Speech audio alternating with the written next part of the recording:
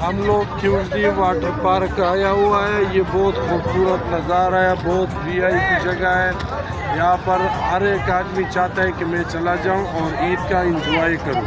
ये मेरा दोस्त आया हुआ है, आप इनसे ज़रा पूछें कि कितना इसे मज़ा आया कि नहीं। आप बताओ। बहुत बेहतरीन जगह, माशाल्लाह मज़ा आया, ईद एंजॉय किया, मज़ा आया माशाल्लाह। ये भाई को देख कितना खुश हुआ। 3 दिन इसका छुट्टी था, आज तीसरा दिन इसका पूरा हो गया। आप लोग भी छुट्टियों के दिन फैमिली के साथ अपने निकलो और टाइम को एंजॉय करो और वक्त जो है ना फैमिली के साथ गुजारो। इंशाल्लाह आपको जो है ना कभी भी ज़िंदगी में आपको जो है ना कभी धोखा नहीं मिलेगा।